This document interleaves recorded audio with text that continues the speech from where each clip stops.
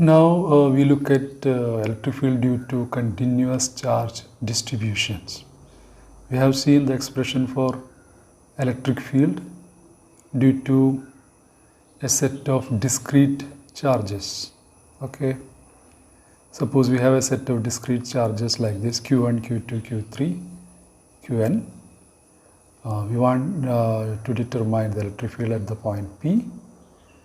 Then for Qi, Ri is the vector from Qi to the point P.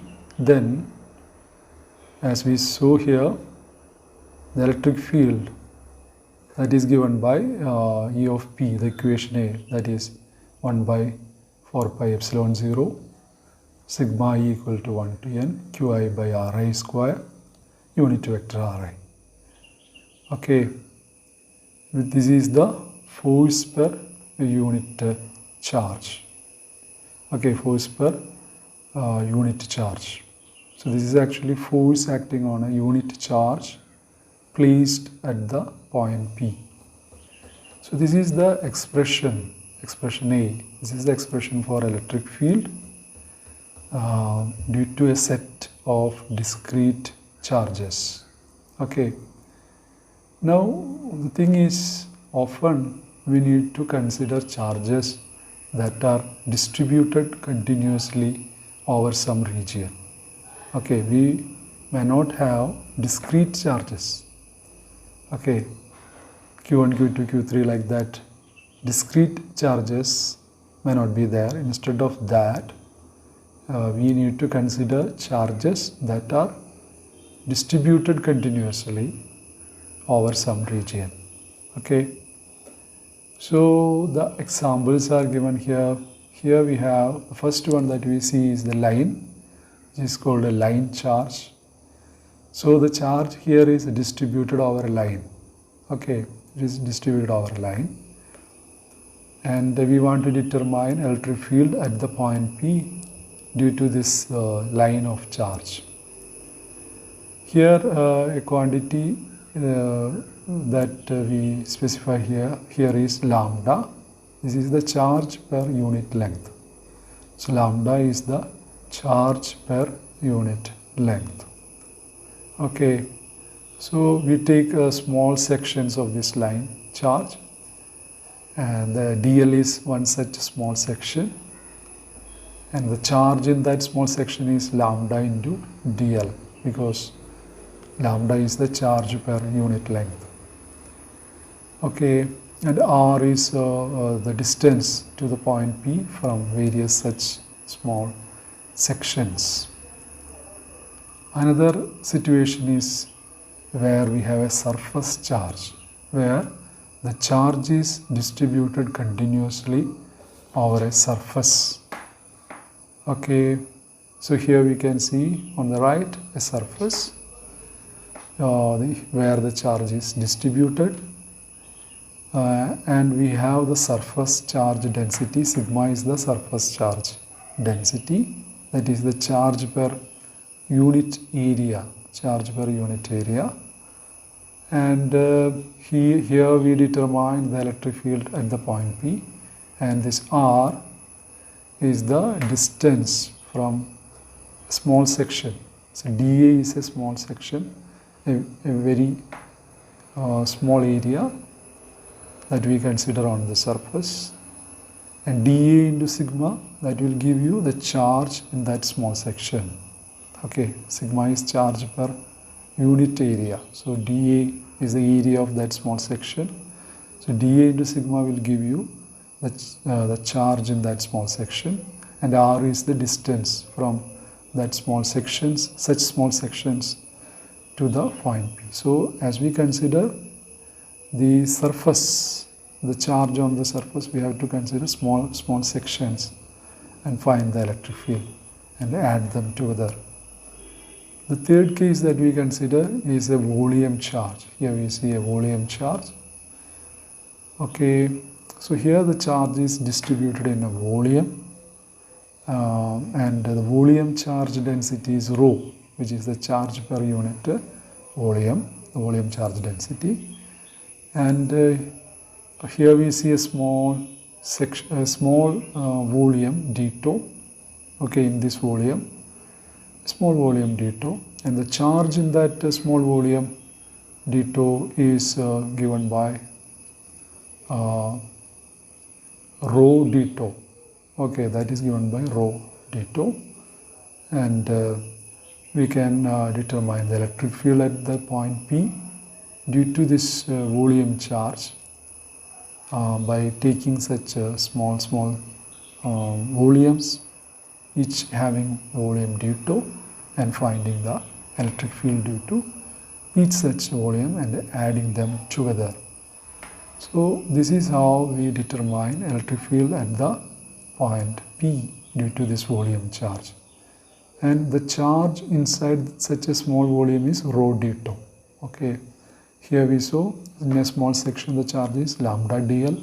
Here in a small area dA, the charge is sigma dA. Here it is rho d tau. Okay, rho is the charge per unit volume. So when you multiply it with volume, d tau is the volume of that small volume. So we get rho d tau. Okay. So to find the electric field due to the line charge, surface charge or volume charge, we generalize the equation A. So what is our equation A? Equation A is this. This gives you the electric field due to a set of discrete charges, a set of discrete point charges. Now we generalize this equation, equation A. So how do we generalize? We simply divide the charge, whether it is line, surface or volume, into infinitesimal pieces, okay, and treat each tiny bit as a point charge, as in the case of the discrete charges. Okay, so whether it is this line charge or this surface charge or volume charge, we divide it into tiny bits, okay, tiny bits of charges. Okay, so here Qi, in this expression, this Qi, that is replaced by dq. dq is the charge corresponding to such tiny charge, tiny or infinitesimal pieces, small pieces. Okay, each such small pieces are considered as a point charge. So that Qi is replaced by dq. dq is taken because it is a small charge, and that is equal to lambda dl in this case, in the case of the line charge. Okay, and it is sigma dA in the case of surface charge. Okay, and this is rho d tau in the case of the volume charge. So Qi is replaced by dq. dq is equal to lambda dl, sigma dA or rho d tau. Then what we do is the summation. Here we have a summation sigma I equal to 1 to n. That is, this is for set of discrete charges. That summation is replaced by integral. We are replacing it by an integral. So sigma I equal to 1 to n becomes what? A line integral in the case of line charge. Summation is, and what is there in the bracket, that is kept there. Okay, so what we had with the Qi in the expression A, okay, we had this 1 by 4 pi epsilon 0 Qi by 1 by 4 pi epsilon 0 1 by Ri square Ri. So such things are kept there. Okay,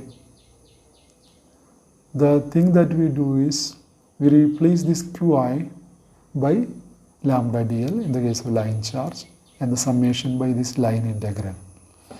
Okay, and in the case of surface charge, we replace Qi as by dq. dq is sigma dA in this case. Okay, sigma dA, and the summation is replaced by the surface integral. And in the case of the volume charge, that dq is replaced by rho d tau, and the summation is replaced by the volume integral. Okay, so this is how transform from the expression A for the expression for discrete charges into such continuous charge distributions. So electric field of a line charge is given by 1 by 4 pi epsilon 0 integral line. For Qi we are giving dq, that is lambda dl. Then the rest of the thing is same, unit vector r by r square. And for surface charge we have this electric field as equal to 1 by 4 pi epsilon 0 integral surface. For Qi we are giving sigma dA, so r unit vector r over r square. This is a surface integral. And for volume charge we have this 1 by 4 pi epsilon 0 integral volume rho d2 or unit vector r by r square. Okay. So these are the three expressions that we use for the line charge, for surface charge, and for the volume charge. Now we find the electric field at a distance z above the midpoint of a straight line segment of length 2L. So we have a straight line segment of length 2L which carries a uniform line charge lambda, okay, which carries a uniform line charge lambda. And what we have to do is we have to find the electric field at a distance z above the midpoint of a straight line segment, okay, at a distance z above it. So what we do here is we divide the line of length 2L into small sections, and we consider the pair of sections on either side of the midpoint at equal distances from the midpoint. Okay, so here A is at a distance x from the midpoint, and B is a section on the other side at a distance x from the midpoint. Okay, so we consider such pairs of small sections, and when we consider the electric field due to such small sections from A, the electric field at the point P, that will be along AP. Here we have P here. So here P, it will be along AP, and the electric field at the point P due to B, that will be along BP. Okay. So we have this two electric fields, and their magnitudes are equal because they are at A and B are at equal distances from the point P, which is the distance R. And so the electric fields, the magnitude are same, the direction is different, and we resolve them into components, horizontal component and vertical component. Okay, the horizontal components, they cancel because the magnitudes are same. Horizontal components cancel, and we will have only the vertical component, that is along z direction. Okay, the horizontal components of the fields cancel, fields due to the pairs cancel. So net field of the pair is along the z direction. So that is given by 2 times, okay, 1 by 4 pi epsilon 0 lambda dx over r square cos theta. The vertical component along z direction is dEA cos theta here. Similarly dEB cos theta here. So that will be, since their magnitudes are same, you have this 1 by 4 pi epsilon 0 lambda dx over r square cos theta. K, unit vector k shows it is along the z direction. And here this r is root of z square plus x square. Okay, r is root of z square plus x square as we consider the right angled triangle here. Then we can find E, the total electric field due to this line of length 2L by integrating from 0 to L. This expression is integrated from 0 to L. So 1 by 4 pi epsilon 0, 0 to L. 2 lambda over z square plus x square, r square. Okay, r is root of z square plus x square, so r square is z square plus x square. Cos theta, we know from here it is adjacent side by hypotenuse, which is z by r. And we substitute for all these things here, and we get this expression 2 lambda z 4 pi epsilon 0, this integral 0 to L dx over z square plus x square to the power 3 by 2. And to integrate this, we put x equal to z tan theta, x equal to z tan theta.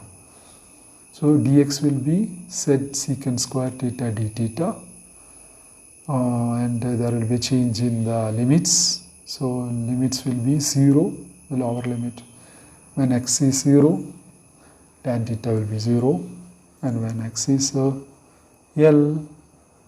tan theta will be L by z, and theta will be tan inverse L by z.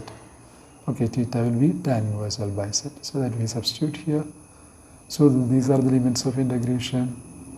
Then here we make such conversions. We know 1 plus tan square theta is secant square theta, and we will get 1 by z square,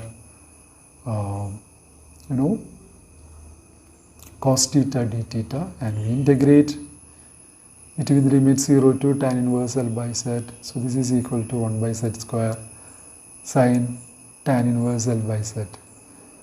Okay, so this is 1 by z square.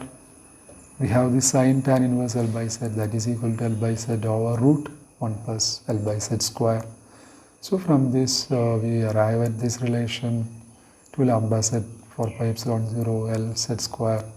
Anyway, the final result will be 1 by 4 pi epsilon 0 2 lambda L over z root z square plus L square. So this is the electric field at the point P. Okay, so you may note how this integration is carried out here. We make the substitution x equal to z tan theta, and then dx will be z secant square theta d theta, that we substitute, and we get these expressions. Okay, and we have this sin tan inverse L by z when we apply the limits. When you apply the lower limit 0, this will be 0, upper limit is tan inverse L by z.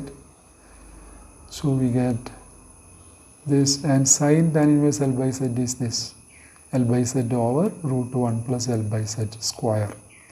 Okay, and we finally get this result.